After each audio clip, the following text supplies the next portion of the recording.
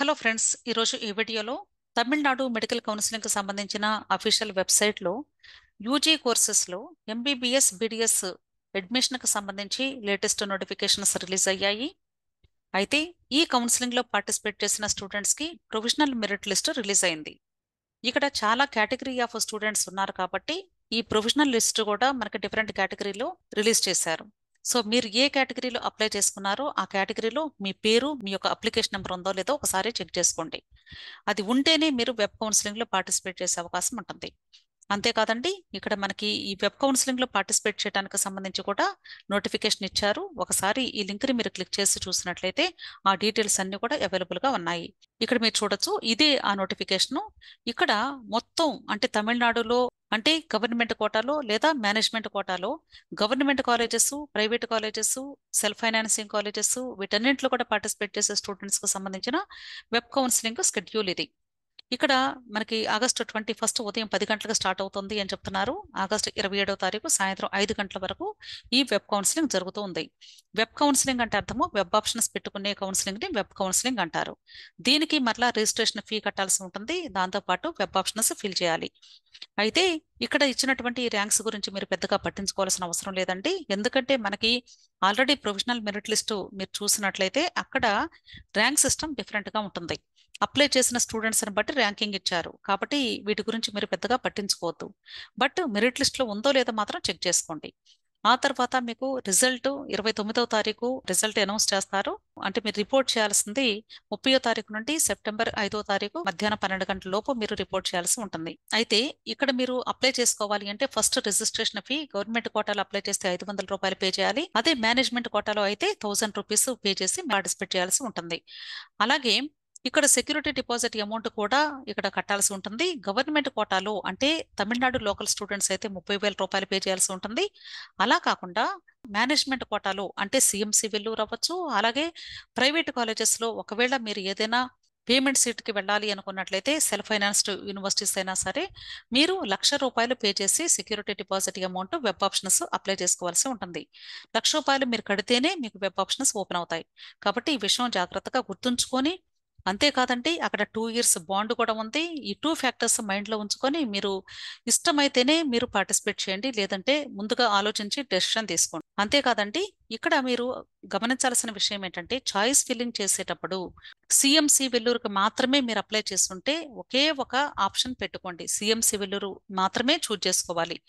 అలా కాకుండా ఒకవేళ సిఎంసి వెల్లూరులో వచ్చే అవకాశం మాకు తక్కువ, మేము పేమెంట్ సీట్ అయినా పొందుతాము, అప్లై చేసుకుంటాము అనుకుంటే ఈ ₹1,00,000 పాటే మీరు వెబ్ ఆప్షన్స్ పెట్టేటప్పుడు సిఎంసి వెల్లూరుతో పాటుగా అదర్ కాలేజెస్ కూడా పెట్టుకోవచ్చు. ఎన్నైనా పెట్టుకోవచ్చు. మీకు అక్కడ అవైలబుల్ చాయిసెస్ అన్ని కనిపిస్తాయండి. అవి క్లిక్ చేసుకొని మీకు ఎన్ని కాలేజెస్ కావాలంటే అన్ని కాలేజెస్ పెట్టుకోవచ్చు. అక్కడ ఫీ స్ట్రక్చర్ కూడా ఉంటుంది. ఒకసారి చూసుకొని జాగ్రత్తగా మీరు ఆ ఫీజు కట్టగలిగే స్తోమత ఉంటే మీరు అప్లై చేసుకోవచ్చు. కంపల్సరీ అప్లై చేయకూడదు అని రూల్ ఏమీ లేదు. అంటే సిఎంసి వెల్లూరుకి అప్లై చేసిన వాళ్ళు ఫ్రీ సీటుకి మాత్రమే అప్లై చేస్తున్నారు కాబట్టి ఆ ఒక్క కాలేజే పెట్టుకోండి. అలా కాకుండా ఒకవేళ సిఎంసికి అప్లై చేసిన స్టూడెంట్స్లో కూడా మనీ పే చేసి పేమెంట్ సీటుకి వెళతాం అనుకుంటే అదర్ కాలేజెస్ను కూడా మీరు చూజ్ చేసుకోవచ్చు. ఈ విషయం జాగ్రత్తగా గమనించండి. క్లియర్? అంతేకాదండి, ఇక్కడ నేను సిఎంసి అఫీషియల్ వెబ్సైట్ కూడా మీకు చూపిస్తూ ఉన్నాను. ఈ సిఎంసి అఫీషియల్ వెబ్సైట్లో మనకి ఇంతకుముందు నేనేం చెప్పానంటే ఇక్కడ మీరు తమిళనాడు అప్లికేషన్ నెంబర్ ఎంటర్ చేయాల్సి ఉంటుంది అని చెప్పాను. అయితే ఇక్కడ సిఎంసి వాళ్ళు ఆటోమేటిక్గా యూనివర్సిటీ వెబ్సైట్ నుండి వాళ్ళు లింక్ చేసేసుకున్నారు. ప్రాబ్లం ఏమీ లేదు. ఇంకా మనం ఇప్పుడు అప్లికేషన్ నెంబర్ ఎక్కడ ఎంటర్ చేయాల్సిన అవసరం లేదు.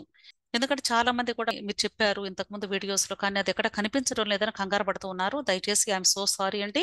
అది ఇయర్ బై ఇయర్ మనకి చేంజ్ అవుతూ ఉంటాయి సిస్టమ్ అంటే ప్రొసీజర్స్. కాబట్టి ఆ నెంబరు ఆల్రెడీ ఇక్కడ యాడ్ అయిపోయింది కాబట్టి మీరు మళ్ళీ చేయాల్సిన అవసరం లేదు.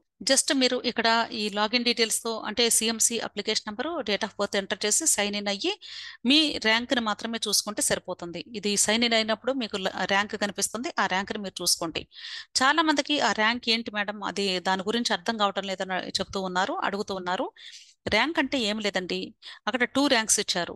ఫస్ట్ దానిలో ఇచ్చినటువంటి ర్యాంక్ ఏంటంటే అసలు సిఎంసికి ఎంతమంది అప్లై చేశారు, దానిలో మీ పొజిషన్ ఎంత.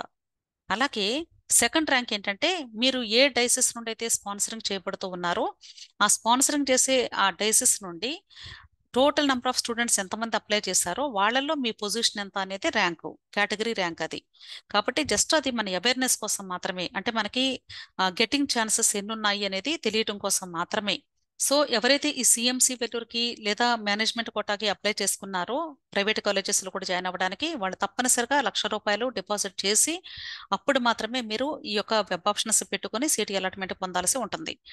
అయితే ఇక్కడ నన్ను చాలా మంది అడుగుతున్న విషయం ఏంటంటే, ఈ ర్యాంక్ చూసుకొని మాకు చాలా పెద్ద ర్యాంక్ వచ్చింది మేడం, మాకు వచ్చే అవకాశాలు అసలు ఉన్నాయా లేదా, మేము పార్టిసిపేట్ చేయటం అవసరమా, అనవసరంగా ₹1,00,000 కట్టి మేము కోల్పోతామేమో, ఆ డబ్బులు మాకు తిరిగి రాకపోతే ఎవరు హెల్ప్ చేస్తారు, గ్యారంటీనా, ఇలాంటి డౌట్స్ చాలా మంది రేస్ చేస్తూ ఉన్నారు. కాబట్టి దానికి నేను చిన్న క్లారిటీ మీకు ఇవ్వాలి అనుకుంటున్నాను.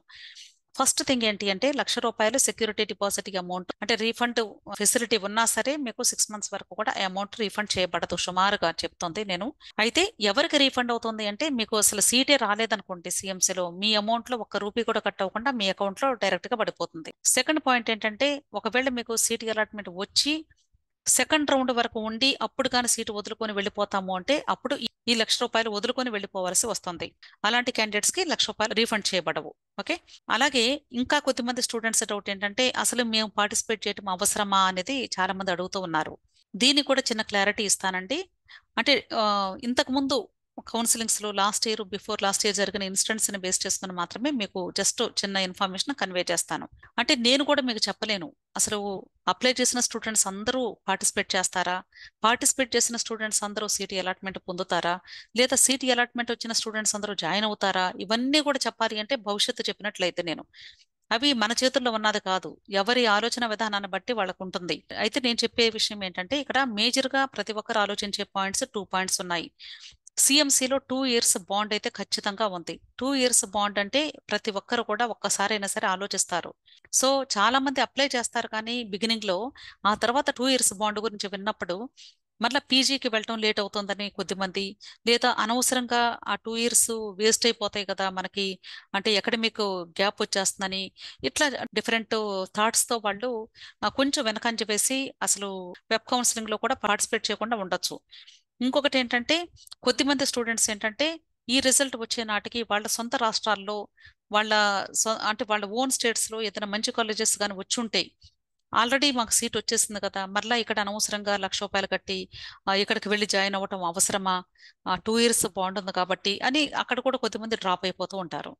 ఇలా డిఫరెంట్ థాట్స్ తో ఉన్నటువంటి స్టూడెంట్స్ ఉంటారు. కాబట్టి మనకి చిట్ట చివరి వరకు కూడా ఈ సిఎంసిలో ఫైనల్ లిస్ట్ ఎంతమంది ఉంటారు అనేది ఖచ్చితంగా చెప్పలేము. ఒకవేళ ఆ సీటు వచ్చిన టైంకి వాళ్ళ సొంత రాష్ట్రంలో కానీ జాయిన్ అయిపోయి ఉంటే, ఫ్రీ ఎగ్జిట్ టైం అయిపోయి ఉంటే వాళ్ళు బయటకు వచ్చే అవకాశాలు కూడా ఉండవు. కాబట్టి అలాంటి సిచ్యుయేషన్స్ లో కూడా వాళ్ళు ఇరుక్కుపోతారు, బయటికి రాలేరు.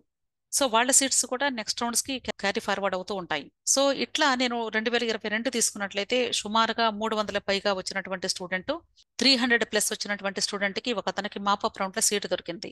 అంటే దానికి రీజన్ ఏంటి అంటే, అంత లీస్ట్ స్కోర్ ఉన్నా సరే సిఎంసీలో వస్తుందని చాలా మంది ఆశ్చర్యపోయారు.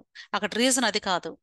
అంటే ఆ టైంకి అక్కడ సీట్ అలాట్మెంట్ పొందినటువంటి స్టూడెంట్స్ ఆల్రెడీ వాళ్ళ సొంత రాష్ట్రాల్లోనో లేదా ఆల్ ఇండియా కోటాలో జాయిన్ అయిపోయారు. వాళ్ళు బయటికి రాలేని పరిస్థితుల్లో వాళ్ళు డ్రాప్ అవ్వాల్సి వచ్చింది. అలా ఈ స్టూడెంట్ కి అవకాశం వచ్చింది.